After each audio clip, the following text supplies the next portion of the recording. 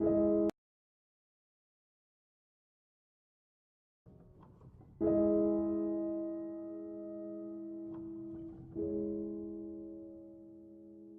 you like to be the President of the United States? I really don't believe I would run it, but I would like to see somebody as the President who could do the job, and there are very capable people in this country. Why wouldn't you dedicate yourself to public service? Because I think it's a very mean life. I would love and I would dedicate my life to this country, but I see it as being a mean life, and I also see it as somebody with strong views and somebody with the kind of views that are maybe a little bit unpopular, which may be right, but may be unpopular, wouldn't necessarily have a chance of getting elected against somebody with no great brain but a big smile. This sounds like political presidential talk to me, and I know people have talked to you about whether or not you want to run. Would you ever?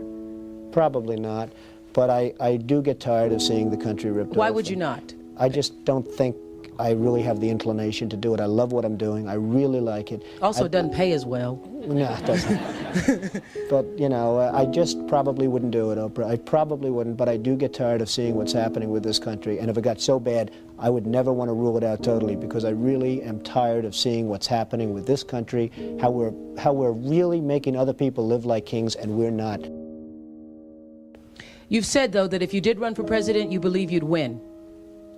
Well, I don't know. I think I'd win. I tell you what, I wouldn't go in to lose. I've never gone in to lose in my life. And if I did decide to do it, I think I'd be inclined, I would say that I would have a hell of a chance of winning, because I think people, I don't know how your audience feels, but I think people are tired of seeing the United States ripped off. And I can't promise you everything, but I can tell you one thing, this country would make one hell of a lot of money from those people that for 25 years have taken advantage. It wouldn't be the way it's been, believe me. But you might be classified as an Eastern Republican. Fair? Well, I guess you could say that, yes. Which means kind of a Rockefeller, Chase Manhattan Republican? I never thought of it in those terms. How do you define? Are you a Bush Republican? No, I think I'm really, the people that I do best with are the people that drive the taxis. You know, wealthy people don't like me because I'm competing against them all the time, and they don't like me, and I like to win. The fact is, I go down the streets of New York, and the people that really like me are the taxi drivers and the workers, et cetera, et cetera. I mean, I really get a great response. Why are you a Republican? I have no idea. I mean, I am a Republican because I just believe in certain principles of the Republican Party. You have flirted with the idea of politics. Now you're here at your first national convention. Does that get you interested in possibly making the plunge? Now you have to tell me something. Who told you I flirted? Well, I didn't know that I flirted with. Well, you took out full-page ads in the New York Times to talk about your foreign policy. Some people would say... Strongly. I do feel very strongly about the country. I love the country. You've become a role model in this country. The reason that your book sells, the reason that your board game sells, is because people are looking to leaders. People are looking for values, and you're one of the people. And it's no, you may dismiss it, but people are talking about, you know, Donald Trump for president. What they're really talking about is Donald Trump, show us the way. Well, be the true white hat. I'm, again, somebody that has a good instinct financially. I have had historically. I followed markets. I've been going the right direction, whether it's New York real estate or stocks or whatever.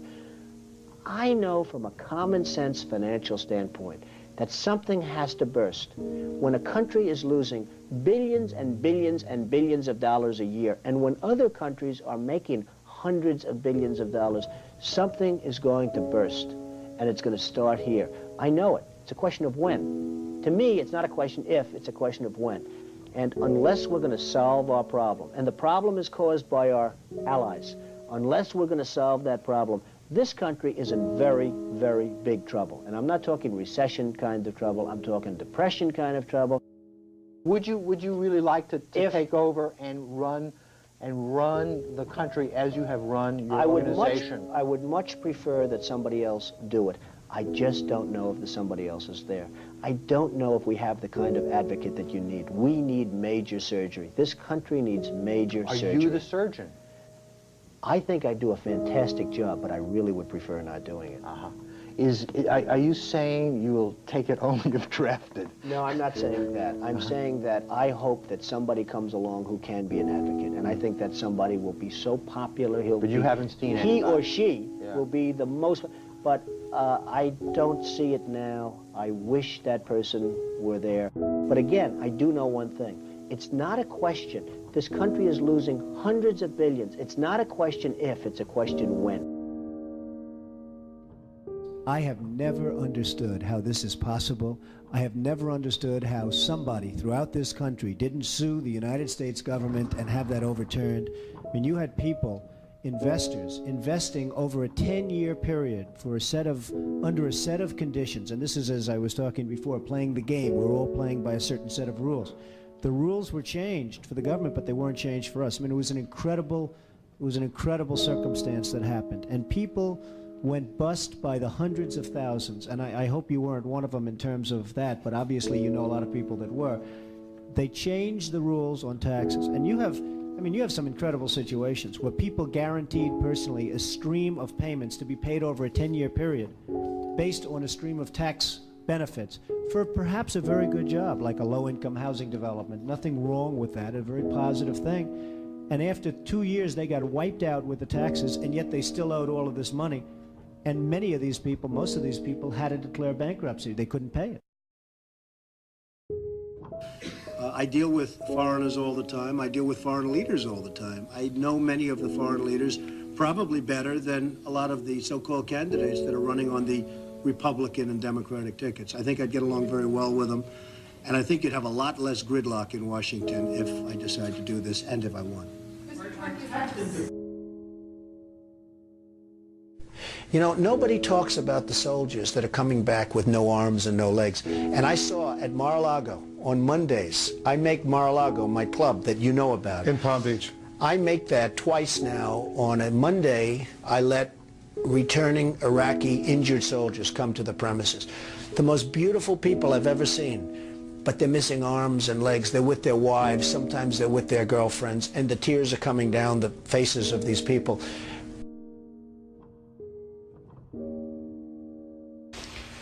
Well, I just hate what's happened to this country. We've gone to a country that's no longer respected. We're in a war that we should have never, and by the way, I'm worse than any hawk there is in terms of military and in terms of defending ourselves. But Saddam Hussein didn't knock down the World Trade Center. He had nothing to do with it. And there were no weapons of mass destruction. The other day, the head of 3M said that President Obama is anti-business. Do you get the same feeling that he does? Well, I don't know that it's anti-business or he just really doesn't know exactly what to do. And I'm afraid it probably is the second thing. I don't see him necessarily as anti-business. I think that he is not sophisticated in the ways of business. He hasn't dealt with the people that you've dealt with and that I've dealt with. I deal with China, as an example, a lot. It is never easy. And I've made some very big deals with the Chinese. I've come out on top. I've come out in great shape. I sell apartments to Chinese people. I get along great with them. It's not like, you know, anti-China. I just think it's ridiculous that we allow them to do what they're doing to this country with the manipulation of the currency that you write about and understand, and all of the other things that they do. And frankly, if I were them and if I could get away with it, I'd take my hat off to them, frankly. They do get away with it.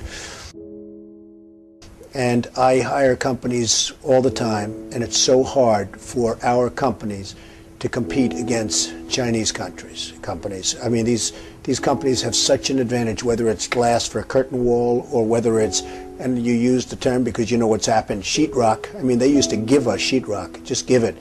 And everybody that was unfortunate enough to use Chinese sheetrock had problems. I mean, problems like where people were dying from it.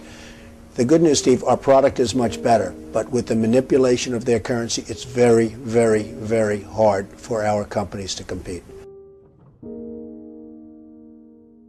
But I'll certainly do whatever is necessary and however I can help, whether they want me to make speeches, whether they want me to contribute, raise money, I'll do whatever I have to do. We need somebody great as a president.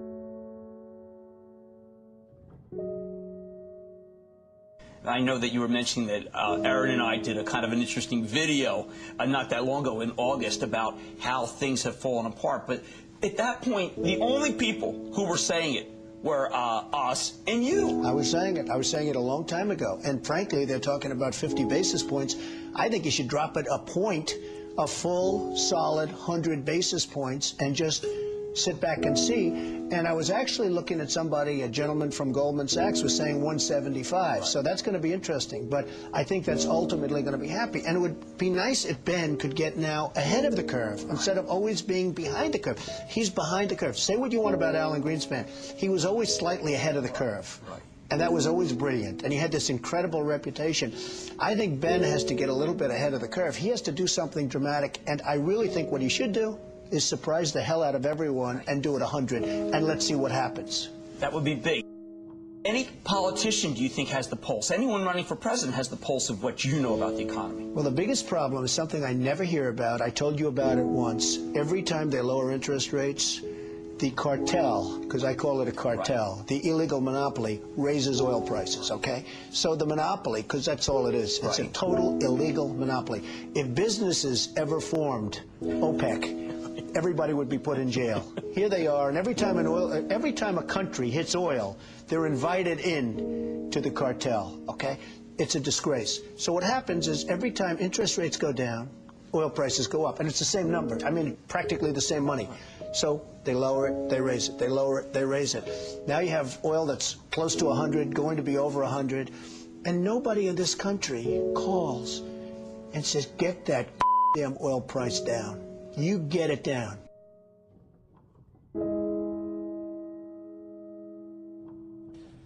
But I have to tell you that our country is in serious, serious trouble. We owe $17 trillion on debt.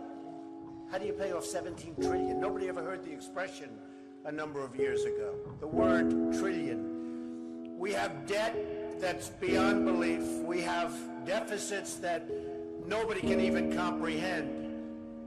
China, which I've been talking about for the last 5 years, yesterday, right in our face, they just devalued their currency. Now, for those that don't understand devaluation, what they're basically doing is saying, we're really ripping you big league.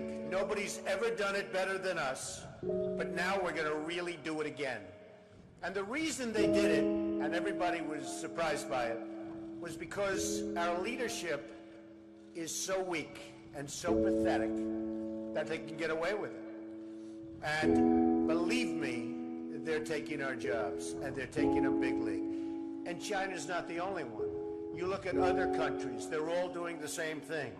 They have no respect for our leader, and frankly, they have no respect any longer for our great country. And it's so simple to solve. What we need is a strong economy. What we need is jobs. Now, you hear these phony job numbers, 6.7%. The 6.7% is probably 21 or 22% real numbers. When you give up looking for a job, it's like they consider you employed. It's amazing. They changed this. You know, in the old days, if you had people that couldn't find work, they couldn't find work. Today, such a huge number. Now you look at what's going on with Afghanistan.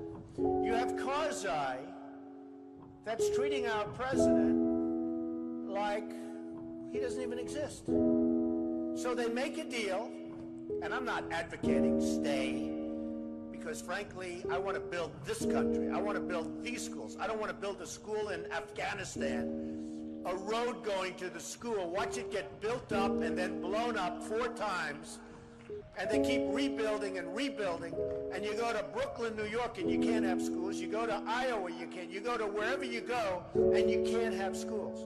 Because we don't have any money, because we're spending it in other places where, frankly, they don't want us, and I don't want them. And it's amazing.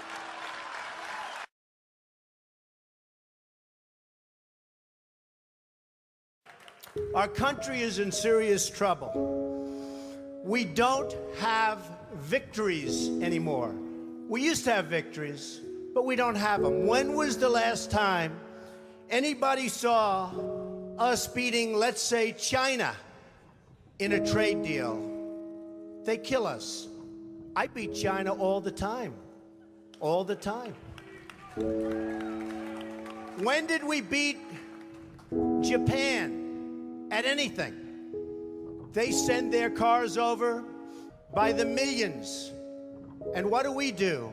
When was the last time you saw a Chevrolet in Tokyo? It doesn't exist, folks. They beat us all the time. When do we beat Mexico at the border? They're laughing at us, at our stupidity. And now they're beating us economically. They are not our friend, believe me. But they're killing us economically. The U.S. has become a dumping ground for everybody else's problems. Thank you. It's true. Islamic terrorism is eating up large portions of the Middle East. They become rich. I'm in competition with them. They just built a hotel in Syria. Can you believe this? They built a hotel. When I have to build a hotel, I pay interest. They don't have to pay interest because they took the oil that when we left Iraq, I said we should have taken. So now ISIS has the oil. And what they don't have, Iran has. And in and I will tell you this, and I said it very strongly, years ago, I said, and I love the military, and I want to have the strongest military that we've ever had, and we need it more now than ever, but I said, don't hit Iraq, because you're going to totally destabilize the Middle East. Iran is going to take over the Middle East. Iran and somebody else will get the oil, and it turned out that Iran is now taking over Iraq. Think of it. Iran is taking over Iraq, and they're taking it over big league. We spent $2 trillion in Iraq. $2 trillion. We lost thousands of lives, thousands in Iraq. We have wounded soldiers who I love. They're great. All over the place. Thousands and thousands of wounded soldiers. And we have nothing. We can't even go there. We have nothing. And every time we give Iraq equipment, the first time a bullet goes off in the air, they leave it. Last week I read 2,300 Humvees. These are big vehicles. Were left behind for the enemy. 2,000, you would say maybe 2, maybe 4. 2,300 sophisticated vehicles they ran, and the enemy took them. You're right.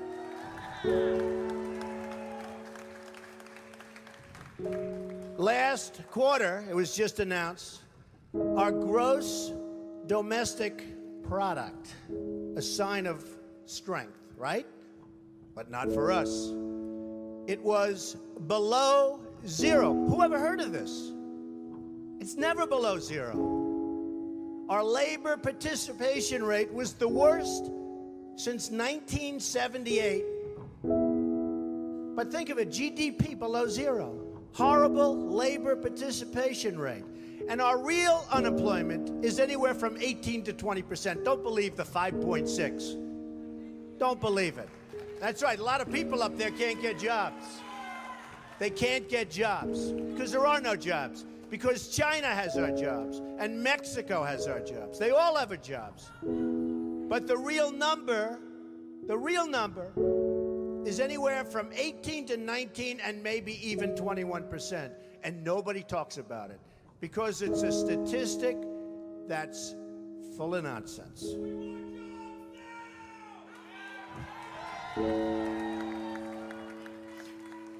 Our enemies are getting stronger and stronger by the day, and we as a country are getting weaker. Even our nuclear arsenal doesn't work. It came out recently. They have equipment that's 30 years old. They don't even know if it worked. And I thought it was horrible when it was broadcast on television, because boy, does that send signals to Putin and all of the other people that look at us and they say, that is a group of people, and that is a nation that truly has no clue. They don't know what they're doing. They don't know what they're doing. We have a disaster called the big lie, Obamacare. Obamacare. Yesterday it came out that costs are going for people up 29, 39, 49, and even 55%. And deductibles are through the roof. You have to get hit by a tractor, literally a tractor, to use it. Because the deductibles are so high, it's virtually useless. It is a disaster. And remember the $5 billion website. $5 billion we spent on a website. And to this day, it doesn't work. A $5 billion website. I have so many websites. I have them all over the place. I hire people. They do a website. It costs me $3. $5 billion website. I have so many websites. I have them all over the place. I hire people. They do a website. It costs me $3. $5 billion website.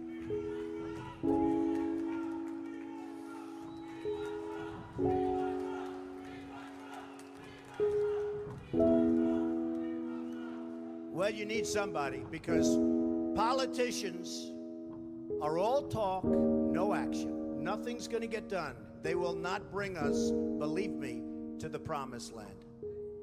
They will not. As an example, I've been on the circuit making speeches, and I hear my fellow Republicans, and they're wonderful people. I like them. They all want me to support them. They don't know how to bring it about. They come up to my office.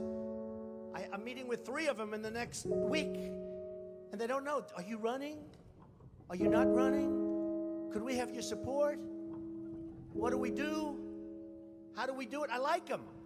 And I hear their speeches, and they don't talk jobs, and they don't talk China. When was the last time you heard China's killing us? They're devaluing their currency to a level that you wouldn't believe. It makes it impossible for our companies to compete. Impossible. They're killing us. But you don't hear that from anybody else. You don't hear it from anybody else. And I watch the speeches. Thank you.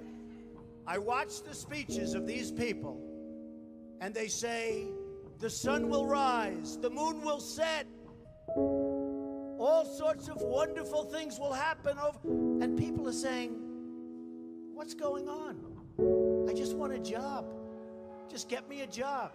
I don't need the rhetoric. I want a job. And that's what's happening. And it's going to get worse, because remember, Obamacare really kicks in 2016. Really big league. It is going to be amazingly destructive. Doctors are quitting. I have a friend who's a doctor, and he said to me the other day, Donald, I never saw anything like it. I have more accountants than I have nurses. It's a disaster. My patients are beside themselves. They had a plan that was good. They have no plan now. We have to repeal Obamacare, and it can be replaced. And it can be replaced with something much better for everybody. Let it be for everybody, but much better and much less expensive for people and for the government. And we can do it. So, I've watched the politicians. I've dealt with them all my life. If you can't make a good deal with a politician, then there's something wrong with you. You're certainly not very good. And that's what we have representing us. They will never make America great again. They don't even have a chance. They're controlled fully. They're controlled fully by the lobbyists, by the donors, and by the special interests. Fully. They control them. Hey, I have lobbyists, I have to tell you. I have lobbyists that can produce anything for me. They're great. But you know what? It won't happen. It won't happen because we have to stop doing things for some people, but for this country, it's destroying our country. We have to stop, and it has to stop now. Now, our country needs a truly great leader, and we need a truly great leader now. We need a leader that wrote The Art of the Deal. We need a leader that can bring back our jobs, can bring back our manufacturing, can bring back our military, can take care of our vets. Our vets have been abandoned. And we also need a cheerleader. You know, when President Obama was elected, I said, well, the one thing I think he'll do well, I think he'll be a great cheerleader for the country. I think he'd be a great spirit. He was vibrant, he was young. I really thought that he would be a great cheerleader. He's not a leader, that's true. You're right about that. But he wasn't a cheerleader. He's actually a negative force. He's been a negative force. He wasn't a cheerleader, he was the opposite. We need somebody that can take the brand of the United States and make it great again. It's not great again. We need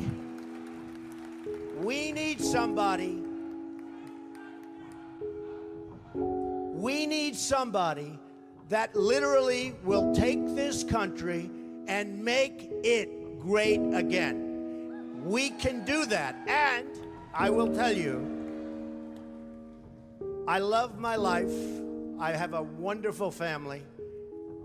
They're saying, Dad, you're going to do something that's going to be so tough. You know, all of my life I've heard that a truly successful person, a really, really successful person, and even modestly successful, cannot run for public office. Just can't happen. And yet that's the kind of mindset that you need to make this country great again. So, ladies and gentlemen, I am officially running